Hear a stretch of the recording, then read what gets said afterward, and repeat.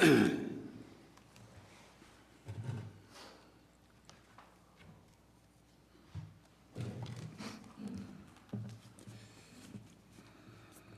like to dedicate this sermon, actually, to Archbishop Budd of the Episcopal Church of National Cathedral, who spoke prophetically to the president face to face. And it's special meaning for me in a sense because my great-great-grandfather, is that correct? Great-great? I've counted it, but I can't remember. Was the architect of the National Cathedral and is entombed there with the column with the Vaughn name on it, my mother's grandfather. So I hope Henry Vaughn was blessed by the words of Archbishop Budd. I'd like to start with a reading of bills that have been introduced in the Indiana legislature. Project 25 in the Indiana legislature, basically. HB 1334 classifies zygotes, embryos, and fetuses as human beings and officially criminalizes abortion as murder. HB 1644 restricts college students' voting rights, adding more barriers to both voter registration and the voting process. HB 1231 requires public schools to post the 10 Commandments, although they probably haven't read the 7th commandment about thou shalt not kill. HB 1684 bans and criminalizes drag shows. HB 1684 ends no-fault divorce, requiring petitioners to prove to a court why their divorce should be granted. Senate Bill 1771 bans abortion pills even for miscarriage treatment. Senate Bill 286 criminalizes wearing a mask in public. Senate Bill 441 denies legal recognitions to trans and non-binary Hoosiers. And Senate Bill 523 allows religious chaplains to volunteer at public schools. 2025 project has arrived in the Hoosier State. I want to begin with a reading from my longtime friend of over 40 years, Howard Zinn. The late Howard Zinn. My viewpoint in telling the history of the United States is different, that we must not accept the memory of states as our own. Nations are not communities and never have been. The history of any country presented as the history of a family conceals fierce conflicts of interest, sometimes exploding, most often repressed, between conquerors and conquered, masters and slaves, capitalists and workers, dominators and dominated in race and sex. And in such a world of conflict, a world of victims and executioners, it is the job of thinking people, as Albert Camus once suggested, not to be on the side of the executioners. So yes, says Howard, they depend on our obedience. When we withdraw it, their power disappears. It's important to know that. It's important to know that every little thing we do helps. We don't have to all do heroic things. All we have to do is little things. And at certain points in history, millions of little things come together and change takes place. I look for things to share and respond to. The Reverend Julian Jamaica Soto is a Unitarian Universalist minister and activist and organizer who currently serves as the executive director of TRUUT's Transgender Religious Professional Unitarian Universalists Together. Soto's prophetic voice reflects the shared values of UUs that affirm and helps us envision a future where we understand our independence and uplift the dignity and worthiness of all. She titles this The Butterfly Effect. I wish the knowledge were easier to come by, that individualism is just a scam, that you are always the butterfly wings. You are always the storm. Edward Lorenz, a weather scientist from MIT, is sometimes misquoted on this as the premise that the flap of a butterfly's wings can cause a hurricane in a different part of the world. As shorthand, that isn't all that close to a representation of the math-turned-weather scientist work. He proposed that should we make even a tiny alteration in nature, we will never know what would have happened if we had not disturbed it, since subsequent changes are too complex and entangled to restore to a previous state, which is to say that you have an immeasurable effect on the system. It will change, and you will shape its DNA. You must not believe the lying lie that you do not matter, that whatever change you can organize is so insufficient as to not be worth your time, your energy, your life force. You must be willing to dream a dream that carries forward your community. This is how we rise. The day is polluted with mistrust of truth, fertile and warm medium for unchecked cruelty and power. You must choose to scream the truth until every leaf and stone bears unrepentant witness to what happens when you try to cage and smash to pin and frame a butterfly and their thousands and thousands of fabulous flamboyant friends. Whenever you do something, you scream the truth. You bear witness to that truth that you have made a difference. And you have no idea what it is. Howard Zinn also says, I can understand pessimism, but I don't believe in it. It's not simply a matter of faith, but of historical evidence. Not overwhelming evidence, just enough to give hope. Because for hope, we don't need certainty, only possibility. Which, despite all these confident statements, like history shows this or history proves that, really, possibility is all it has to offer. They want you to feel powerless, says Rebecca Solnit, and surrender and let them trample everything, and you are not going to let them. You are not giving up, and neither am I. The fact that we cannot save everything does not mean we cannot save anything, and everything we can save is worth saving. We need to hear words like this to understand that hope is real, that we are not living in the last day. We may be living in the last days, but we have today and tomorrow, most of us. Here's a poem that came across my computer the other day, and it was not attributed to anyone. I wish I knew who wrote it. It's called Words Found in the Rubble After the Last War. Yes, we live in a time of darkness. We lived in a time of darkness and did nothing. Yes, we looked up and we saw the sky on fire, and we knew that we had made the flames with our own hands. Yes, we wasted every breath on rage.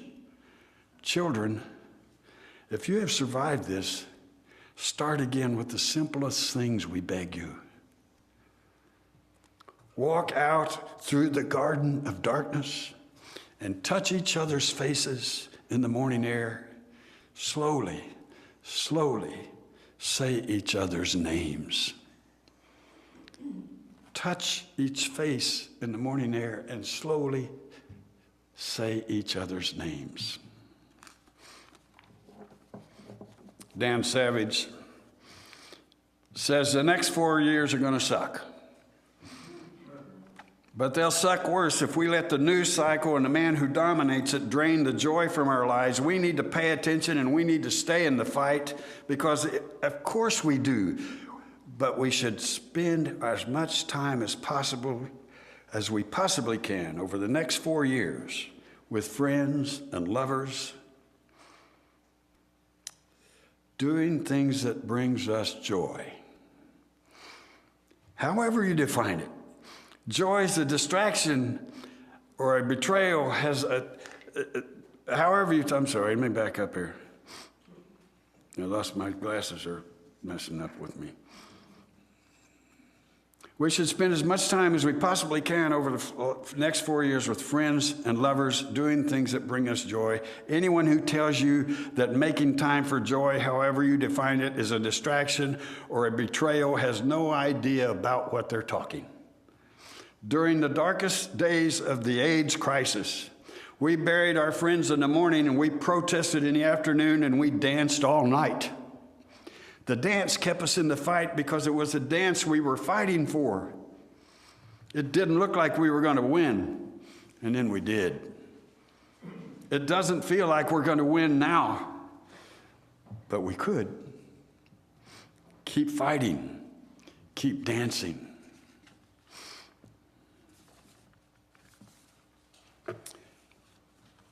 Haruki Murakami wrote, "And once the storm is over, you won't remember how you made it through, how you managed to survive. You won't even be sure that the storm is really over. But one thing is certain, when you come out of the storm, you will not be the same person who walked in.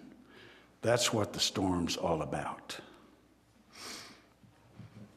I don't know how many of you have ever been out to Yellowstone Park. It's a wonderful place, and the bison have returned out there. And there's Michael Hodges does wilderness films, and he talks about the bison. It is said that in the stormy weather, the mighty bison, unlike other animals, turns and faces the storm. In this film that he made, you can clearly see a bison finding food facing the storm. The bison does not turn his back, does not retreat. And I've seen many pictures of bison with snow packed to their head, just walking. And then, of course, they eat what's under the storm, but just packed with snow, facing the storm. As he filmed that great animal in the blizzard, he said, "My hands and face numbed and my limbs turned to ice. There was no time for a selfie or to film myself enduring the elements. This was the real deal, inside a blizzard with the mighty Yellowstone bison. Back in the camp at night, tucked into my sleeping bag, I thought of the bison facing the storm, facing the blizzard high up there on the Yellowstone Plateau. The thought made me smile. Perhaps facing the storm is a lesson we can all learn.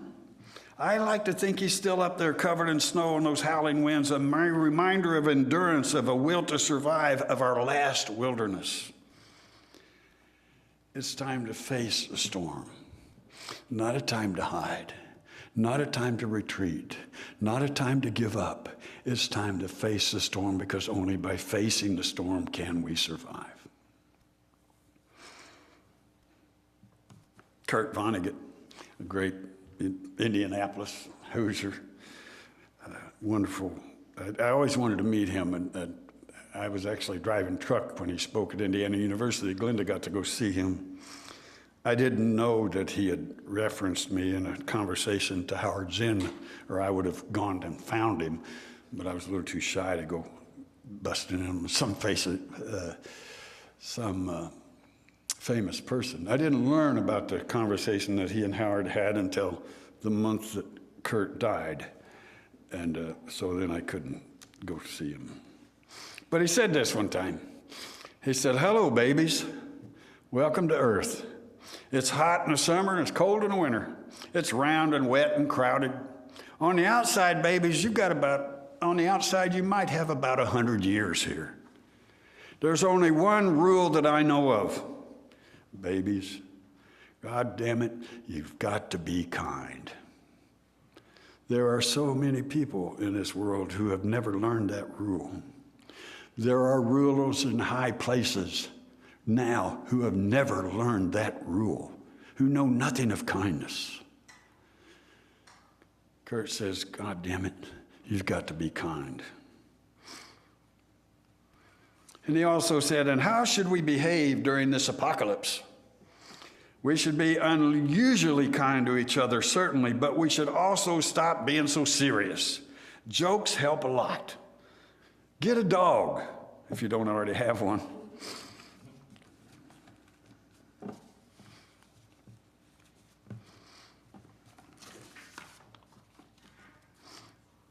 Last night I received a phone call or a text message from a friend of mine who traveled with me in 2004. I was asked to join a group of young people who wanted to go to the West Bank, Palestine, on a fact-finding tour in the middle of during the Second Intifada. And they called me because of my former earlier trips into war zones. They asked me to go with them. I said, I can't afford it. They said, we'll pay your way. And I'll go anywhere if somebody pays the way. So we left with, 9 or 10, something like that, maybe 12 of us over there, and another older person who joined us. And she sent me a text last night from a friend who helped us in the West Bank. The ceasefire, there was a ceasefire in place at that time. It broke the night I landed in Tel Aviv when Israeli forces, the IDF, executed a person in, it was Jenin, a person who they had identified as the brother of a suicide bomber. And we had flown in individually because we couldn't go as a group. We wouldn't have been allowed in. And I had stayed in the old city of Jerusalem. And that night, after that ceasefire had broken, a bomb was set off at the gates of the old city. On the way to Jerusalem, when I landed in Tel Aviv and learned that the ceasefire had broken, and got on a van, taxis, vans they have that take you wherever. And I was there with many tourists or other people who were joining, probably 12 people in the van, and a young man who had a master's degree, who was from Israel, native there. He was explaining to them about the history of Israel. And he said in 1948, this was a land without people for a people without a land. And I'm driving by buildings, houses that are 100 years old. And I said, this was a land without people? Who built those houses out there?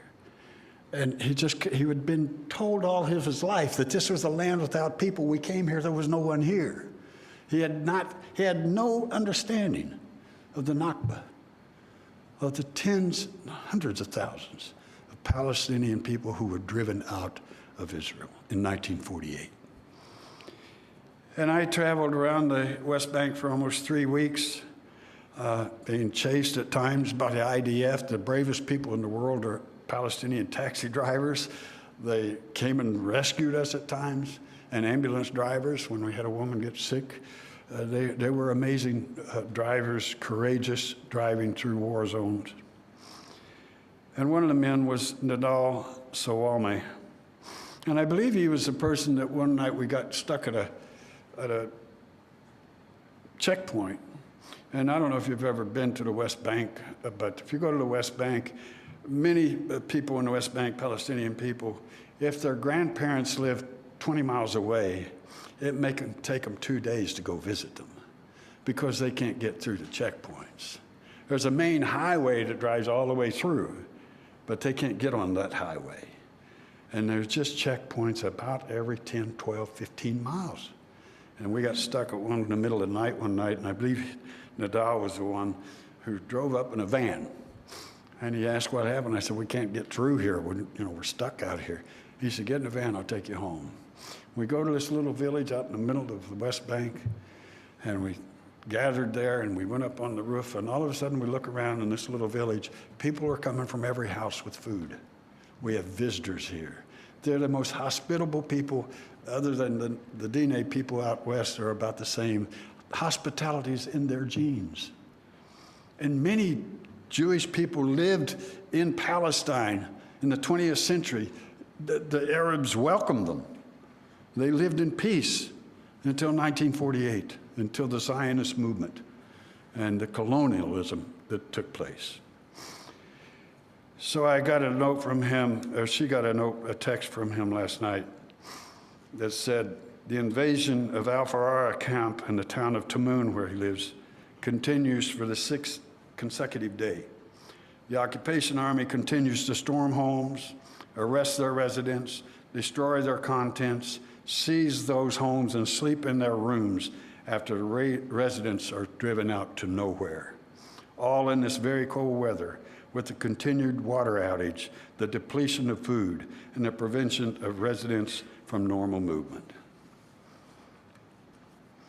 It was difficult to go to sleep last night, thinking of the people I met. And this is not anti-Semitism.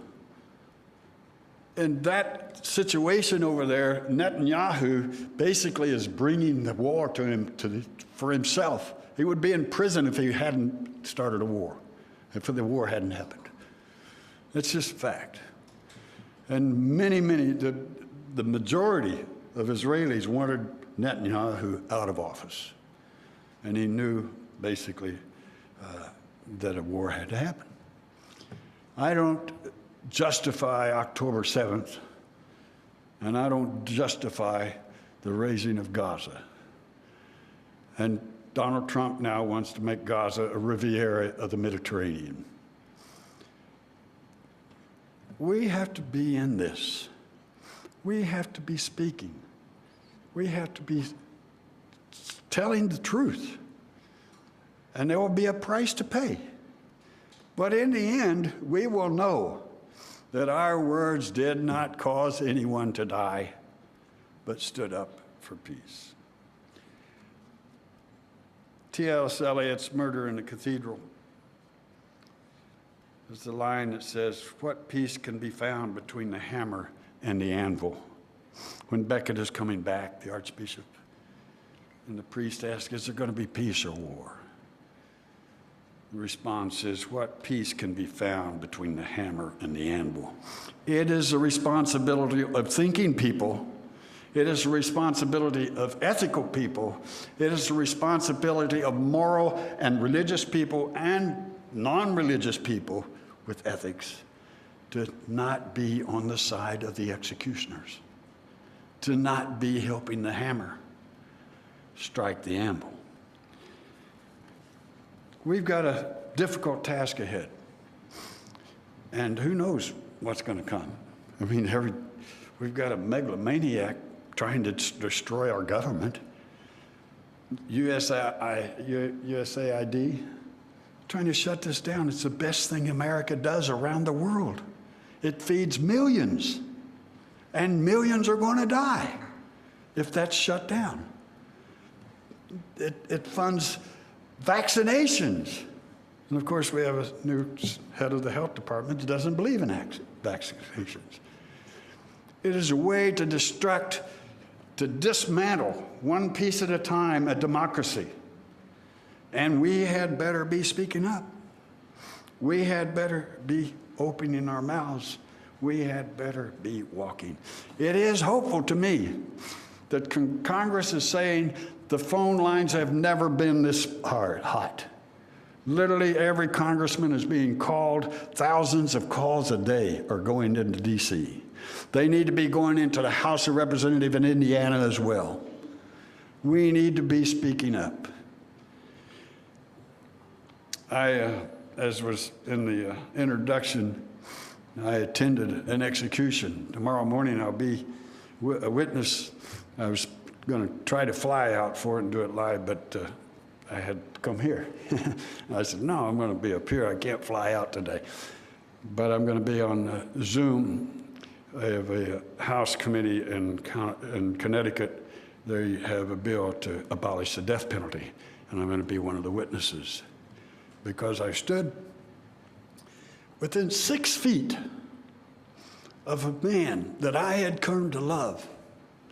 A man who had spent 29 years in a solitary confinement, had not seen the night sky in 29 years, spent 29 years without a visitor until I volunteered to see him just a few weeks before he was to be executed. And he became like a son.